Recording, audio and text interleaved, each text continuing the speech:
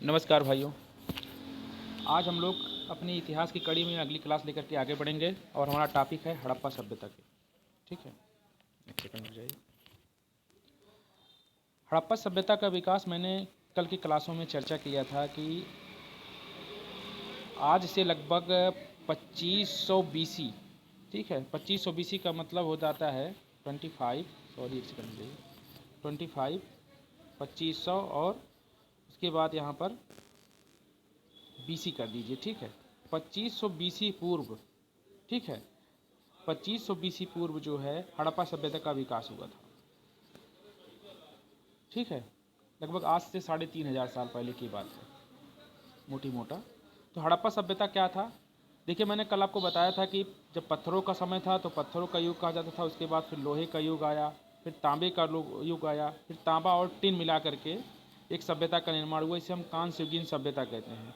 दूसरे शब्दों में कहा जाए तो ये सभ्यता जो है आदि ऐतिहासिक या प्रोटो हिस्ट्री का समय है, क्योंकि इस समय के साक्ष्य में लिखित लिपि पाई गई थी, सारी चीज़ें पाई गई थी, लेकिन इसको पढ़ा नहीं जा सका है। तो ऐसे काल को हम आदि ऐतिहासिक काल कहते हैं। तो चलिए स्टार्ट करते हैं। हड़प्पा नामक स्थान पर, एक सेकंड रुक जाइए, यहाँ पर काफ़ी भीड़ है इसलिए दिक्कत हो रही है यार, एक सेकंड। हड़प्पा नामक स्थान से पहली बार साक्ष्य मिले थे, इसे हम हड़प्पा सभ्यता कहते हैं। कहने का मतलब यह है कि इस समयकालीन में जब खोजा गया था तो हड़प्पा नामक एक स्थान था, वहाँ पर खुदाई से प्राप्त साक्ष्य मिले थे, इसलिए इस काल को हम हड़प्पा सभ्यता का काल कहते हैं। ये काफ़ी विकसित सभ्यता थी, जिसको जो हम आगे देखेंगे। सर्वप्रथम विशेषता यह थी कि ये कांस्य युगीन सभ्यता थी, नगरीकृत सभ्यता थी। नगरों का बंटवारा था, पश्चिम से पूर्व भाग में था। पश्चिमी भाग में दुर्ग और किले बंद हुआ करते थे, और पूर्वी भाग में निचला शहर जो सामान्य लोगों के था, और पूर्वी और पश्चिमी भाग में जो है विशिष्ट लोग यहाँ पर रहते थे। ठीक है, विशिष्ट लोग रहते थे। आगे बढ़ते हैं। उसके बाद हम लोगों ने शायद में भी कल हम इसको क्लास में देख लिया था, हमारा टॉपिक यहाँ से स्टार्ट हुआ था। ठीक है, विशेषताएं हड़प्पा सभ्यता की क्या थी? तो विशेषताएं जो थी, नगर निर्माण योजना था। हड़प्पा सभ्यता में नगरों का विभाजन पूर्व से पश्चिम में होता था। पश्चिमी भाग में शासक वर्ग रहते थे तथा पूर्वी भाग में सामान्य लोग रहते थे, किंतु धौलावीरा को 3 भागों में बांटा गया है। ठीक है, धौलावीरा को 3 भागों में बांटा गया है।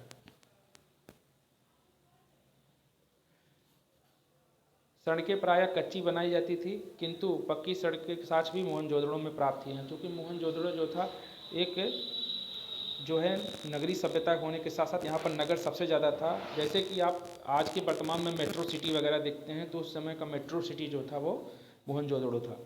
जल निकास की उत्तम व्यवस्था थी और नालियाँ ढकी होती थी। साथ ही ढाल दर स्थान पर या ढलान पर नालियों का सीढ़ीदार बनाया जाता था, जिससे कि पानी जो है आवागमन न रुके और पानी पर्याप्त मात्रा में चला जाए जल्दी से। ठीक है, हड़प्पा निवासी जल संरक्षण पर विशेष बल देते थे, विशेषकर उन क्षेत्रों में जहां वर्षा की कमी होती थी। आज भी देखिए ये चीज़ें घटनाएं घटित हो रही हैं। भूमिगत जल स्रोतों की कमी थी। जल संरक्षण के लिए विभिन्न जलाशयों का निर्माण किया गया था, जिससे कि वर्षा के समय इन्हें भरकर अपनी आवश्यकताओं को पूर्ति और संरक्षित किया जा सके। जैसे अब वर्तमान की परिस्थितियों को आपको रिलेट करके पढ़ने का प्रयास करेंगे तो सारी चीज़ें सामने में आएगी। जो हड़प्पा सभ्यता या 6ठी शताब्दी ईसा पूर्व जो घटनाएं घटित हुई है, उसका संपूर्ण समावेश और उसे थोड़ा बढ़ करके वर्तमान परिस्थितियों में चल रहा है। तो आप अपने आप को अगर पीछे से जोड़ करके देखने का प्रयास करेंगे तो इतिहास आपको बहुत अच्छा लगेगा।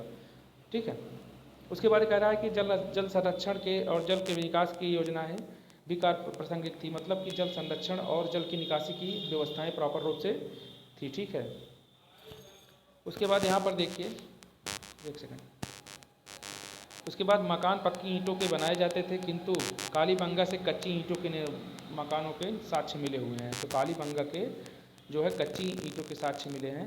कालीबंगा भी एक स्थान था हड़प्पा सभ्यता की तरह था। मकान में ईंटों के चूने गारे से जोड़ा जाता था। हड़प्पा निवासी भवन निर्माण की में उपयोगिता पर विशेष बल देते थे और अलंकरण पर नहीं, मतलब उसको सजाने उजाने में नहीं, खाली इसको उपयोग करते थे। इसीलिए जो है हड़प्पा में अधिकांश क्षेत्रों में गांव ज़्यादा हुआ करते थे, जबकि मोहनजोदड़ो में नगरीय क्षेत्रों में नगर ज़्यादा हुआ करते थे। जो कि झोपड़ी हड़प्पा सभ्यता में ज़्यादा थी। किंतु कालीबंगा में अलंकृत ईंटों के साक्ष्य भी मिले हुए हैं। ठीक है, अब यहाँ पर देखिए कि कालीबंगा में कच्ची ईंटें थी। ठीक है, देखिए अलंकरण के मामले में कालीबंगा नंबर 1 पे था। तो ये सब चीज़ें आपको क्लियर करते हुए चलना चाहिए। उसके बाद यहाँ पर देखिए नगरों में पेयजल स्रोतों को नालियों से दूर रखा जाता था। ठीक है, नालियों से दूर रखा जाता था। मान्यता ये थी, आज भी देखिए तो जहाँ लैट्रिन बाथरूम होते हैं वहाँ पर जो समझदार व्यक्ति हैं वहाँ पर लैट्रिन का गड्ढा नहीं बनवाते हैं, क्योंकि वो पानी रिस्क करके कहीं ना कहीं उनकी ये मान्यता है कि उसमें जाती रहती है। ये किसी स्तर तक सही भी है। तो इसी कारण जो है नगरों में पेयजल स्रोतों को नालियों से दूर रखा जाता था और निवासियों को स्वच्छता पर बल देने के परिचायक है। इसी तरह मकानों का मुख्य मुख्य द्वार सड़क पर नहीं खोला जाता था ताकि धूल मिट्टी गंदगी घर में न आए। ठीक है, मुख्य सड़क द्वार पर नहीं खोला जाता था मकान का मुख्य द्वार, दुर्घटना से बचा जा सके। किंतु लोथल मतलब जो गुजरात में है, भोगवा नदी के किनारे पर है, कालीबंगा राजस्थान में है। ठीक है, घग्गर नदी के किनारे दरवाजे मुख्य सड़क पर खुले होते थे। लोथल जो था वो जो है वहाँ के दरवाजे मुख्य सड़क पर खोला जाता था। उसके बाद देखिए भौगोलिक विस्तार के बारे में। तो भौगोलिक विस्तार ये हड़प्पा सभ्यता जो थी किस प्रकार से थी, तो उत्तर में मांडा था, उत्तर में मांडा नगर था, दक्षिण में दैमाबाद था और पश्चिम में सुतकांगेडोर था। ये आपका जो है सुतकांगेडोर बलूचिस्तान में, और आलमगीरपुर जो है हिंडन, ये गुजरात हिंडन नदी जो आपको पता होगा कि आप गाजियाबाद के आसपास के रीजनों में देखेंगे तो आलमगीरपुर यहाँ पर कहीं पर था। ठीक है, उत्तर प्रदेश वाले रीजन में। उसके बाद देखिए अफगानिस्तान में सोतुरघई एक स्थान है, वहाँ पर भी कुछ चीज़ें मिली हैं। पंजाब में पश्चिमी पंजाब में हड़प्पा है, पूर्वी पंजाब में रोपड़, बारा और संघोल है, ये स्थान है। उसके बाद देखिए राजस्थान कालीबंगा में है, सिंध में मोहनजोदड़ो, चन्होदड़ो, अमारी और कोटदीजी है। ठीक है, मोहनजोदड़ो सिंधु नदी के किनारे है, हड़प्पा भी जो है हड़प्पा रावी नदी के किनारे पर है। ठीक है, चन्होदड़ो पंजाब में है, कोटदीजी भी जो है ये पंजाब में है।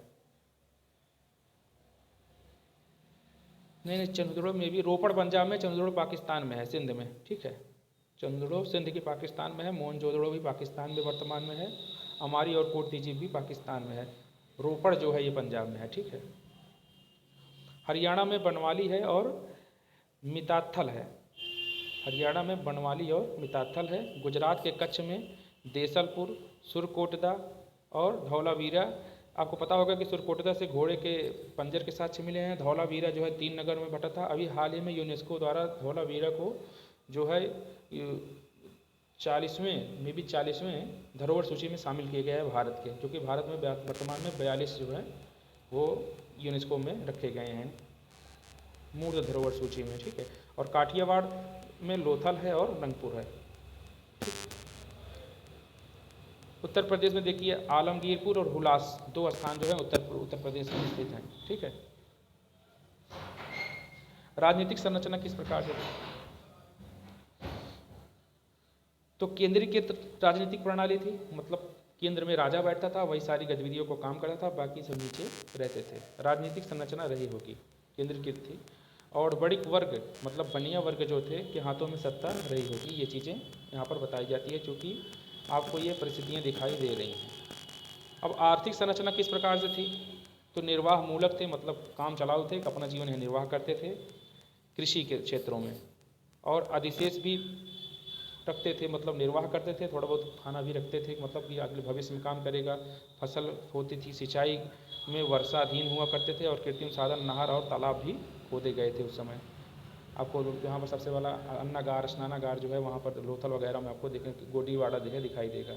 ठीक है, उसके बाद पशुपालन के क्या साक्ष्य हैं, तो कृषि क्षेत्र के लिए पशुपालन हुआ करता था, भोजन और खाद्य में हुआ करता था, यातायात परिवहन के साधन भी हुआ करते थे, निर्माण उद्योग के लिए ऊनी वस्त्र का प्रयोग किया जाता था, और मनोरंजन के लिए भी किया जाता था। तो पशु कई प्रकार के आप वर्तमान में देखे होंगे, दक्षिण भारत में आपका कंबाला होता है, देखिए मनोरंजन के लिए है।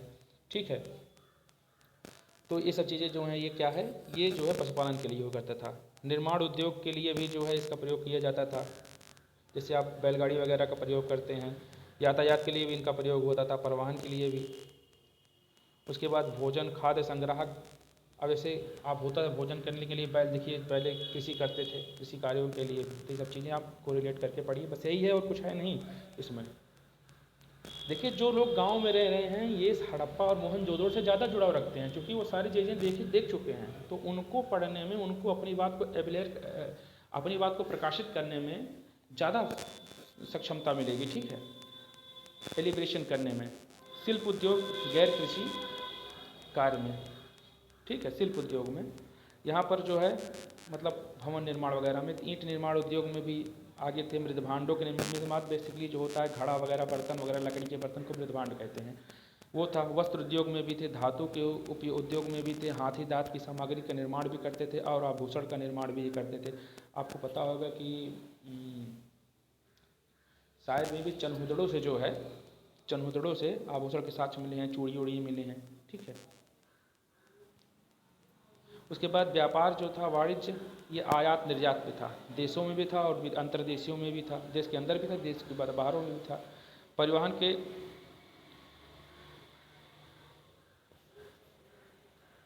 परिवहन के साधन में स्थल में बैलगाड़ी थी और इक्का गाड़ी थी, जल में नाव था, जहाज था। मुझे पता है जब अपने मामा के यहाँ जाता था इलाहाबाद प्रतापगढ़ साइड में, तो वहाँ पर जो है बैलगाड़ी अभी 2000 तक भी चलती थी, ठीक है। तो उस बैलगाड़ी से वहाँ पर जाते थे।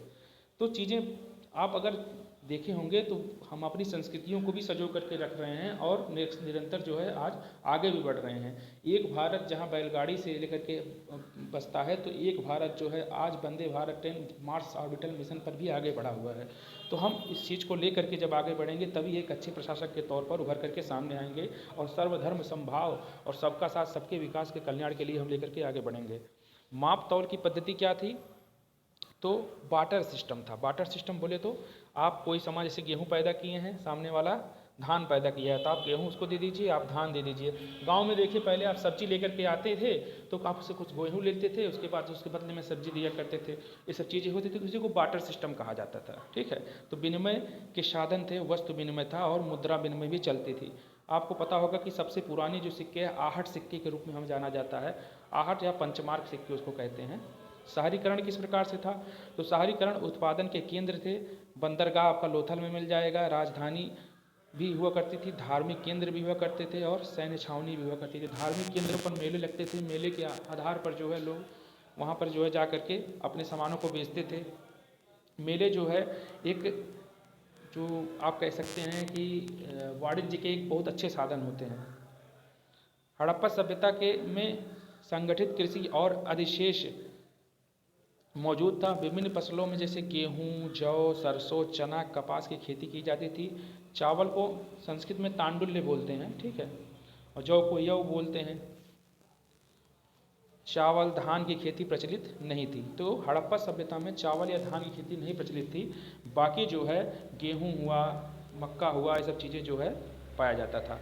किंतु रंगपुर एवं लोथल में चावल की धान की भूसी के साक्ष्य मिले हुए हैं। अब यहाँ पर देखिए रंगपुर और लोथल कठियावाड़ क्षेत्रों में है, कठियावाड़ गुजरात के क्षेत्रों में है। गुजरात आज भी जो है सबसे ज़्यादा विकास की परिस्थितियों पर चल रहा है और उस समय भी विकास कर रहा था, ठीक है। नदी घाटी क्षेत्रों में युक्त होने के कारण सिंचाई के साधन मौजूद थे, किंतु उत्पादन अधिशेष की स्थिति थी। मतलब विकास तो नदी घाटी क्षेत्रों में सिंचाई होने के साधन मौजूद थे, लेकिन उत्पादन जो था वो ज़रूरत के हिसाब से हुआ करता था। जितना है उसका प्रयोग करके अधिशेष के रूप में करिए, बहुत ज़्यादा जो है उत्पादकता वहाँ पर प्रोडक्टिविटी नहीं थी। वर्तमान परिस्थितियों में पंजाब वगैरह वाले रीजन में देखेंगे आप तो बहुत ज़्यादा इतना पानी यूज कर लिया गया है कि वहाँ पर उत्पादकता तो प्रति हेक्टेयर उत्पादकता तो बढ़ी है, लेकिन वहाँ के संसाधनों को दुरुपयोग कर लिया गया है, दोहन कर लिया गया है। उसके बाद देखिए मोहनजोदड़ो और हड़प्पा से मिले अन्नागार इस अधिशेष कृषि को प्रमाणित करते हैं। अन्नागार में उठा करके रखा जाता था, इसलिए अधिशेष मतलब इतना प्रयोग है करें उसके बाद उसको रख भी दें, इसी को अधिशेष कहा जाता है। हड़प्पावासी विभिन्न पशुओं का पालन करते थे, जैसे ऊँट हुआ करते थे, बैल हुआ करते थे, बकरी प्रमुख पशु थे और इन पशुओं का प्रयोग कृषि कार्यों के साथ साथ भोजन और यातायात और परिवहन के लिए भी किया जाता था, ठीक है। तथा वस्त्रों के लिए आज भी देखिए आप बकरी का पश्मीना शाल वगैरह बनाया जाता है, वस्त्रों का निर्माण में किया जाता था। किंतु हड़प्पावासी घोड़े का प्रयोग से प्रयुक्त नहीं थे। सुरकोटदा मैंने ऊपर बताया था आपको कि घोड़े की हड्डियाँ मिली हुई हैं, ठीक है, अस्थिपंजर घोड़े की हड्डियाँ मिली हैं। सुतकांगेडोर जो दास्क नदी के किनारे है अफगानिस्तान, बलूचिस्तान में, वहाँ पर भी जो है घोड़े के साक्ष्य मिले हैं। तो सुरकोटदा में घोड़े की हड्डियाँ मिली हैं, वहाँ घोड़े के दांत मिले हैं।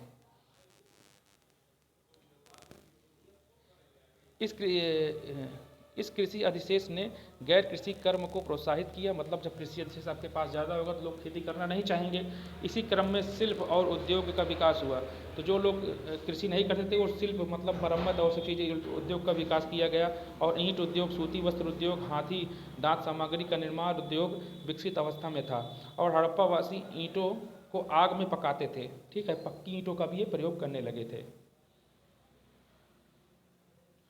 हड़प्पा सभ्यता में व्यापार वाणिज्य विकसित अवस्था में था, अतः आयात और निर्यात देशी और अंतर्देशीय स्तर पर मौजूद थे। हड़प्पावासी सोना, चांदी, टिन एवं बहुमूल्य पत्थरों का आयात करते थे, मतलब वो बाहर से खरीदते थे, तथा हाथी दांत से निर्मित सामग्री, वस्त्र, लकड़ी के सामान का निर्यात करता, मतलब बेचते थे उसको। आयात का मतलब आया हुआ, निर्यात का मतलब गया, बाहर गया, ठीक है। बैलगाड़ी यातायात का मुख्य साधन था, तो समुद्री यातायात के लिए नाव एवं जहाज़ों का भी प्रयोग होता था। इस काल में लोथल एक प्रमुख बंदरगाह के रूप में था। लोथल से गोदीवाड़ा के साक्ष्य मिले हुए हैं, ठीक है, तो मैंने इसको ऊपर ही बताया था। लोथल गुजरात में है, भोगवा नदी के किनारे है। हड़प्पा सभ्यता में वस्तु विनिमय प्रणाली प्रचलित थी, उसको मैंने पहले बताया। वस्तु जो मोहरें मिली हैं उनका प्रयोग लेन देन में नहीं बल्कि सामग्रियों के ऊपर सील या पहचान अंकित करने के लिए होता था। मतलब ये चीज़ आप जान लीजिए कि बार्टर सिस्टम उस समय मौजूद ही प्रयोग किया जाता था, ठीक है। बाकी इन सब का जो है सामान, जो मोहरें मिली हैं वो खाली पहचान के लिए भेजा जाता था कि इस कंपनी का है। बचपन कंपनी बना टैग लगा के जो भेजती है उसी तरीके से। हड़प्पावासी माप तौल में एक रूपता रखते थे। लोथल से हाथी दांत की स्केल प्राप्त हुई है, ठीक है, हाथी दांत के स्केल प्राप्त हुए हैं। तो साथ ही मोहनजोदड़ो से एक तराजू के साक्ष्य मिले हुए हैं। मोहनजोदड़ो से एक तराजू के साक्ष्य मिले हुए हैं। कमेंट में बताइए कि मोहनजोदड़ो किस नदी किनारे, मैंने पूरी में बोला था, मोहनजोदड़ो किस नदी किनारे आप बताइए। हड़प्पा किस नदी के किनारे है ये भी बताइए, अभी मैंने पीछे बोला था। हड़प्पा सभ्यता के विकसित व्यापार का अभिलेखी प्रमाण भी है। वस्तुतः मेसोपोटामिया के सम्राट सारगौन के अभिलेख से हड़प्पा वासियों के व्यापारिक संबंध की प्रामाणिकता मिलती है। देखिए सुमेरियन सभ्यता ये आपकी जो है, और उसके बाद आपका ये मेसोपोटामिया की सभ्यता, हड़प्पन सभ्यता लगभग एक ही समकालीन सभ्यताएं ये हैं उस समय मौजूद थी, जिसमें यह कहा गया है कि दिलमन, बहरीन और माकन, जिसे हम मकरान की खाड़ी कहते हैं, एवं मेलुआ, हड़प्पा को मेलुआ बोला जाता था, कि व्यापारी हमारे यहाँ जहाज लाते हैं, ठीक है, ये चीज़ें बोली गई है। तो हड़प्पा को किस और नाम से जाना जाता है, तो मेलुआ नाम से। कहाँ पर ये मिले हुए हैं, तो मेसोपोटामिया के सम्राट सारगौन के अभिलेख से मिले हुए हैं, ठीक है। मेसोपोटामिया की सभ्यता को क्या बोला जाता था, कहाँ की सभ्यता थी ये मेसोपोटामिया की, तो मेसोपोटामिया की सभ्यता दजला और फरात नदी के किनारे थी। अब इतना हम क्लियर कर दे रहे हैं, आप कमेंट बताइए मेसोपोटामिक सभ्यता कहाँ पर थी, ठीक है। जहाज लाते हैं और इस व्यापार में बहरीन बिचौलिया की भूमिका निभाता था, ठीक है। तो बहरीन जो है बिचौलिया हुआ करता था।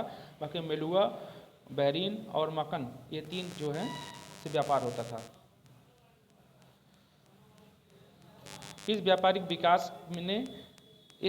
विकास ने नगरों के उदय को प्रोत्साहित किया और ये नगर प्रशासनिक केंद्र, राजधानी के रूप में नजर आते हैं। जैसे कि हड़प्पा एवं मोहनजोदड़ो सभ्यता दो प्रमुख प्रशासनिक उपकेंद्र थे। हड़प्पा और मोहनजोदड़ो सभ्यताएं जो थी उस समय दो प्रमुख प्रशासनिक केंद्र थे। और इसी तरह लोथल एक बंदरगाही नगर के रूप में दिखाई पड़ता है, ठीक है।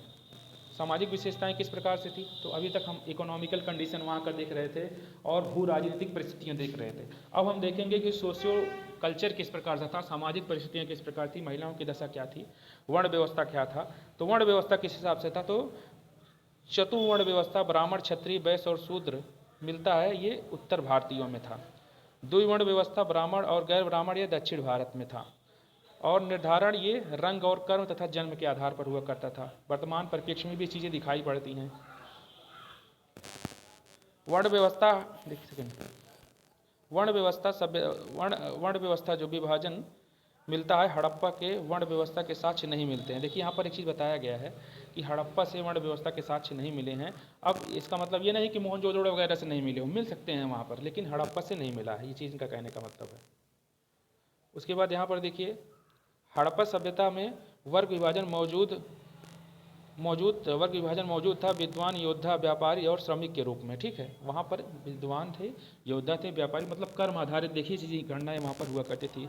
लेकिन विभिन्न जाति थी और वर्ण व्यवस्था नहीं थी। मतलब वर्ण व्यवस्था नहीं था, मतलब वर्ण के आधार पर व्यवस्थाएं नहीं थी, वहाँ कर्म के आधार पर व्यवस्थाएं थी हड़प्पा सभ्यता में। ठीक है, उसके बाद दास प्रथा क्या थी?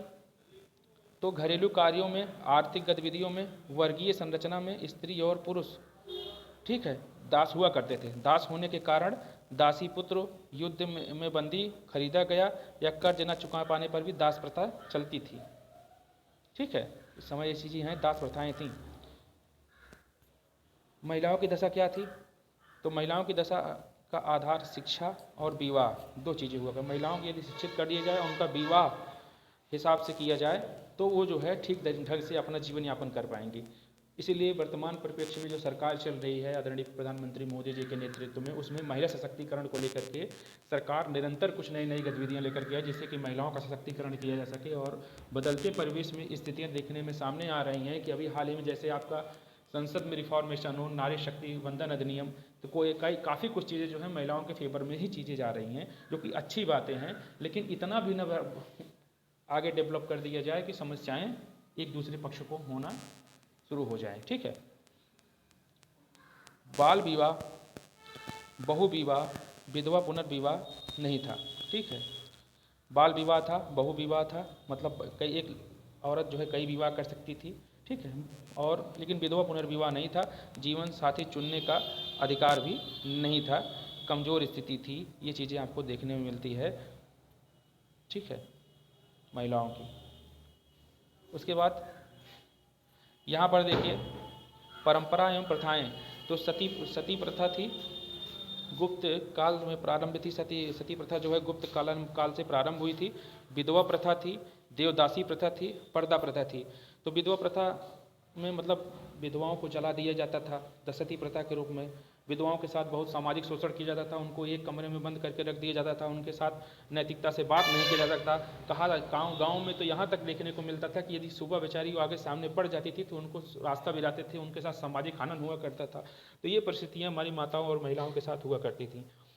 सती प्रथा थी। सती प्रथा एक जबरन चलाने वाली व्यवस्था थी, जो कि भारतीय समाज में एक काले धब्बे के समान थी। बदलते परिवेश में सती प्रथा की आज सभी धर्म, समुदाय और लिंग द्वारा निंदा की जाए तो कम है, क्योंकि उस समय एक विशेष एलीट क्लास जो है महिलाओं को जबरन जो है जला दिया करते थे, और ये प्रथाएं जो है बड़ी खराब थी। इसी प्रकार दक्षिण भारत में भी महिलाओं के जो है अंगों को काट दिया जाता था। ठीक है, तो ये सब परिस्थितियाँ जो थी बड़ी खराब थी। तो ये निगेटिविटी है इस संप्रदा की। ठीक है, परंपराएं और सभ्यताएं थी। उसके बाद देवदासी प्रथा थी। ऐसी महिलाएं जो शादी नहीं करती थी जीवन में, उसको अमाजू बोला जाता था। तो वो जो है देवदासी के रूप में, आज वैश्यावृत्ति जो प्रचलित है, उस समय मंदिरों में देवदासी हुआ करती थी, सेवा करती थी। वहाँ पर जो साधु सन्यासी जो थे वो भी उनका शोषण करते थे। ठीक है, तो कुछ परिस्थितियाँ यहाँ पर देखने को मिलती है जो कि निगेटिविटी है। महिलाओं का वर्ग जो था ये दो वर्ग था, उच्च वर्ग था और निम्न वर्ग था। खान पान, रहन सहन, वेशभूषा किस प्रकार से थी, आगे देखते हैं। तो श्रृंगार पर बल दिया जाता था उस समय में। ठीक है, मनोरंजन किस प्रकार से था, अंतः और वाह्य दो प्रकार का मनोरंजन हुआ करता था। अंतः जैसे पासा खेलना, नृत्य, संगीत आदि राजा महाराजा किया करते थे, बड़े लोग, शकुनी आपका उदाहरण है। उसके बाद वाह्य क्या हुआ करता था, तो मछली पकड़ना एक मनोरंजन हुआ करता था। पशुओं की लड़ाई, कंबाला, जली कट्टू आप देखे होंगे, वर्तमान में भी हो रहा है, उस समय भी हो रहा था। नौका विहार भी आपका केरल का आप चले जाइए, वेम्बनाड में नौका विहार हुआ करता है, नौका गम में यात्राएं हुआ करती हैं। तो सब चीज़ें थी। बच्चों के लिए खिलौने हुआ करते थे। फसल की कटाई में जनसाधारण से जुड़े हुआ करते थे। काव्य लेखन हुआ करता था। काव्य शास्त्रार्थ हुआ करते थे, जो जैसे हिसाब से मनोरंजन के साधन थे हुआ करते थे। एक सेकंड। उसके बाद अंत्येष्टि। अंत्येष्टि का मतलब होता है अंतिम संस्कार। तो दो प्रकार से होते थे, एक समाधिकरण था एक पूर्ण समाधिकरण था, एक आंशिक समाधिकरण था। पूर्ण समाधिकरण मतलब जमीन पूरी तरीके से गाड़ दीजिए। आंशिक समाधिकरण ये हुआ करता था, आप वर्तमान में बौद्धिज्म में देखते होंगे तो आप जैसे हीनयान महायान शाखाएं में थेरवाद में भी बटा हुआ है बौद्धिज्म। तो आप फिलीपींस थाईलैंड के जो बौद्ध भिक्षु हुआ करते हैं वो अपने जब प्राण को त्याग देते हैं तो उनके शरीर को जो है बाहर छोड़ दिया जाता है, तो चील कौवे खा लेते हैं। ठीक है, एक तो ये हो गया। एक ये हो गया कि पहले जो होता था कि उनको पत्थरों के नीचे जो है बगल में लिटा करके पत्थरों से दबा दिया जाता था। दूसरा आंशिक हो गया। तीसरा पूर्ण होता था, उनको ज़मीन के अंदर समाधि दे दिया जाता था। और अग्निदाह संस्कार भी वर्तमान में देखते हैं तो आपको दिखाई देता है। ठीक है, उसके बाद हड़प्पाई समाज किस प्रकार से था। तो हड़प्पा समाज में वर्षा विभाजन हड़प्पा समाज में वर्ण विभाजन नहीं था, किंतु वर्गीय विभाजन मौजूद था। जैसे विद्वान, योद्धा, व्यापारी एवं श्रमिक कर्म के आधार पर जो होता था उसका विभाजन वर्गीय विभाजन होता है तो था। वर्ण विभाजन मतलब रंग, जन्म, मूल वंश के आधार पर विभाजन नहीं था, लेकिन कर्म के आधार पर विभाजन इस समय मौजूद थे। आवासों की संरचना और समाधि से मिली वस्तुएं सामाजिक विषमता को दर्शाती हैं। इस समय सामाजिक विषमताएं थीं, इसको कोई नकारा नहीं जा सकता है। मातृ देवी की मूर्तियों के अत्यधिक मिलने के से समाज में मात्र सत्तात्मक के स्वरूप दिखाई पड़ता है, लेकिन ये सब चीज़ें परिस्थितियाँ भी जो है दिखाई देती हैं, जो कि एक निगेटिविटी आस्पेक्ट है। देखिए, इस चीज़ों को अब यहाँ पर पढ़ लेंगे तो वहाँ पर प्रश्न पूछा जाएगा कि बदलते परिवेश में हड़प्पा सभ्यता के बारे में महिलाओं की स्थिति की आलोचनात्मक मूल्यांकन करिए। तो वहाँ पर आलोचनाएं ज़्यादा होंगी और पॉजिटिव चीज़ें कम होंगी।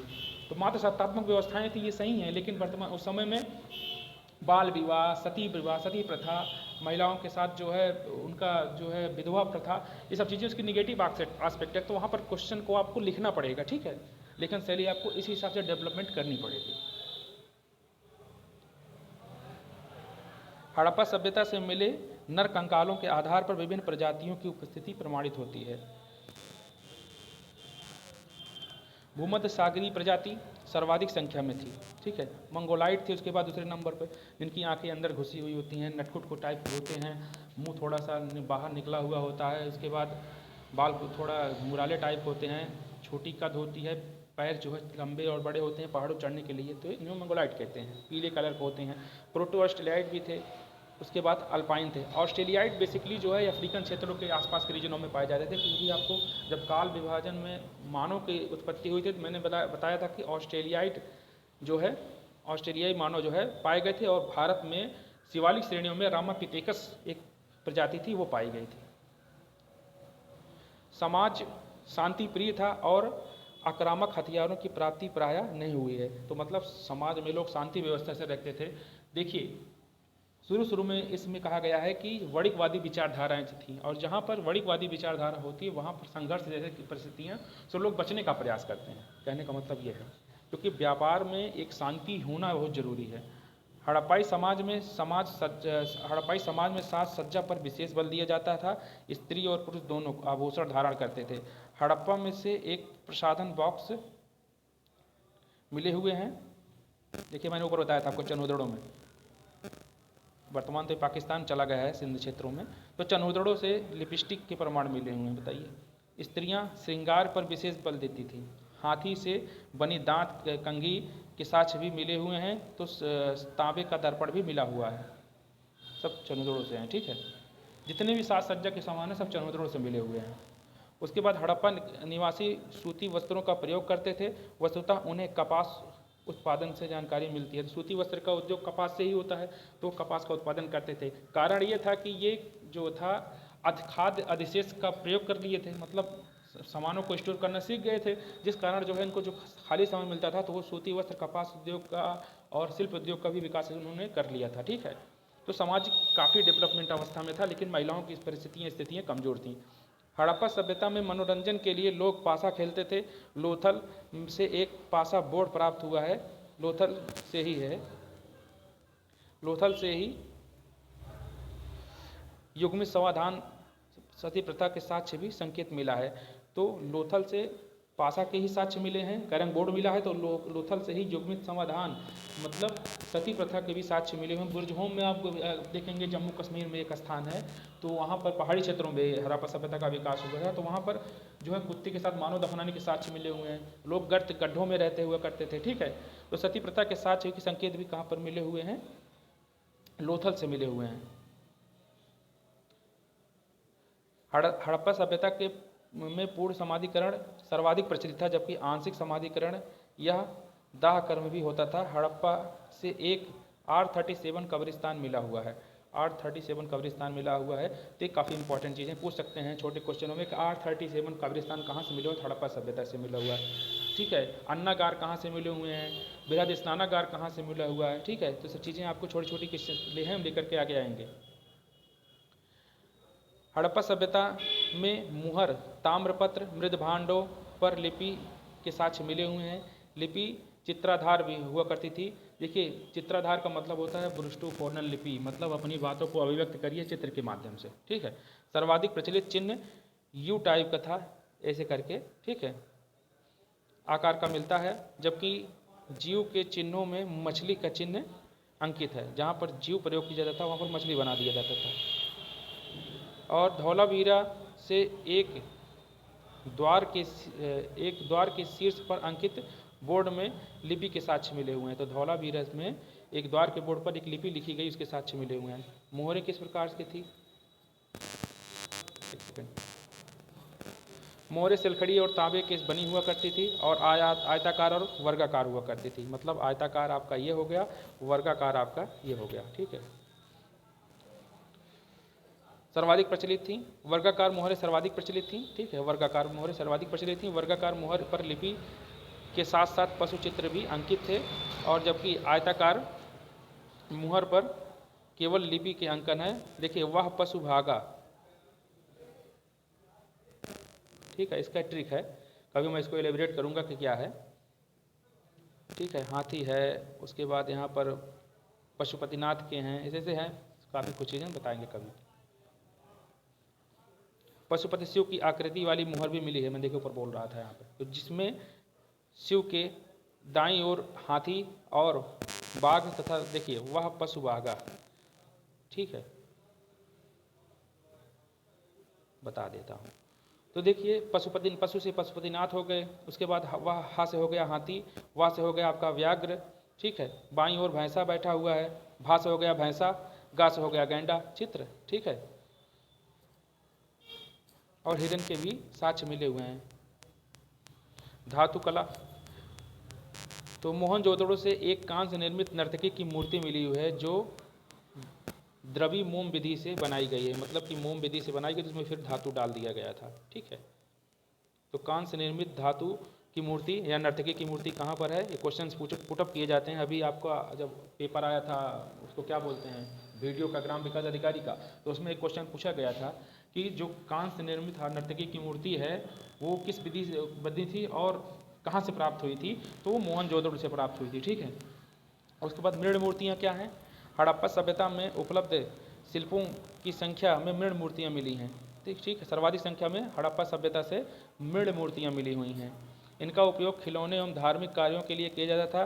पशु आकृतियों में सर्वाधिक कुबड़ वाले सांड की आकृति की मूर्ति मिलती है, जिसे पवित्र माना जाता था। वह मानव आकृतियों में स्त्रियों की संख्या में सर्वाधिक मूर्ति मिली है, ठीक है। तो पशु में कुबड़ वाले सांड की और मानव में स्त्रियों की सर्वाधिक जो है मुहर मिली हुई है, ठीक है। एक पुजारी की भी प्रतिमा आती है, वो कहाँ से मिली है, ये भी क्वेश्चन पूछते रहते हैं, तो उसको भी जानिए। मुहर अभी आगे मिलेगा आपको। मुहर पर अंकित पशुओं की आकृति में सर्वाधिक संख्या में एक श्रृंगी पशु की मूर्ति मिलती है। तो गोबर वाले सांड और एक श्रृंगी पशु और महिलाओं की सर्वाधिक जो है मूर्तियाँ मिलती हैं, और हड़प्पा सभ्यता में मिलती हैं, ठीक है।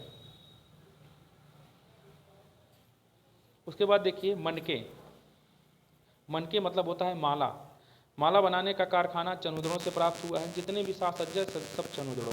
हड़प्पा वासी बहुमूल्य पत्थरों और चूने पत्थर के मनकों का निर्माण करते थे।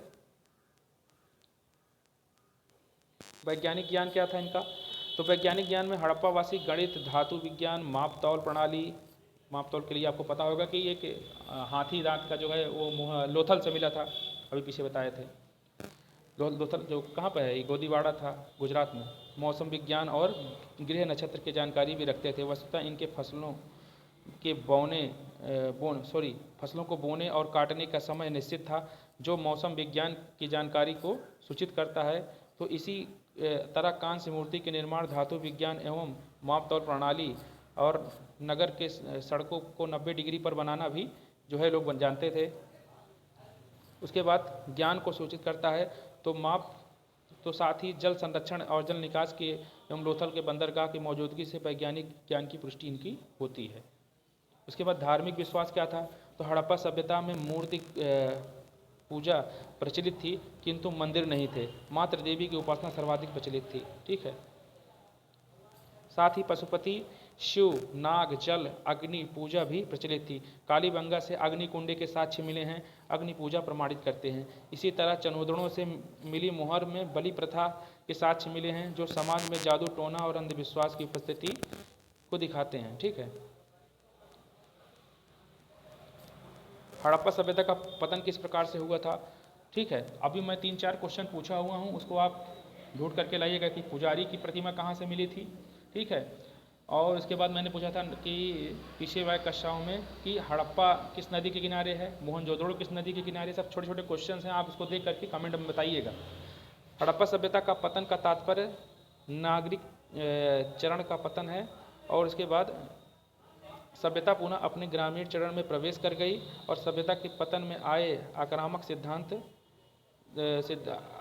का सिद्धांत दिया जाता है, जो कि प्रमाणित नहीं होता है, क्योंकि इसके पक्ष में पुरातन साक्ष्य उपलब्ध नहीं है। मैंने आपको पहले ही बताया था कि जिसके साक्ष्य उपलब्ध नहीं उसको इतिहास की श्रेणी में नहीं रखा जाएगा। जो बीत गया वो इतिहास है, ये बात तो सही है, लेकिन वो भूतकाल में ही रहेगा, वो इतिहास की श्रेणी में तब तक नहीं आएगा वर्तमान जानकारियों में, जब तक उसका साक्ष्य न हो। पतन के संदर्भ में परिस्थितियां असंतुलित और सर्वाधिक प्रमुख कारण हैं, और वस्तुतः प्राकृतिक संसाधनों के असीमित दोहन के कारण के बाद भूकंप एवं नदियों के मार्ग से परिवर्तित आया, जिससे कि कृषि और अधिशेष में कमी आई और व्यापार बाधित हुआ और नगरों का पतन सुनिश्चित हो गया। ये ज़्यादा सही लगता है, तथा सभ्यता ग्रामीण हो गई।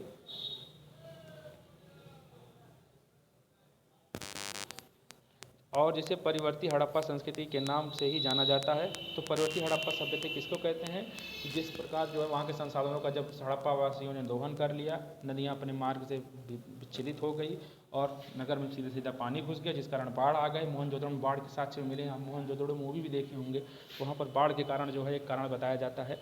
तो जिस कारण जो है हड़प्पा जो है एक विशेष नगरीय व्यवस्था से ग्रामीण व्यवस्था में पतित हो गई, और बाद इसी को हम कहते हैं परिवर्ती हड़प्पा संस्कृति।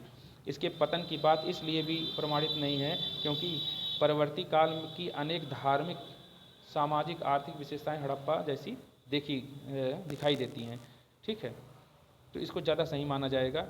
उसके बाद हम कल हमारा टॉपिक होगा वैदिक युग में। तो ऋग्वैदिक को आर्य संस्कृति भी कहते हैं, तो हम कल ऋग्वैदिक और वैदिक एरा देखेंगे।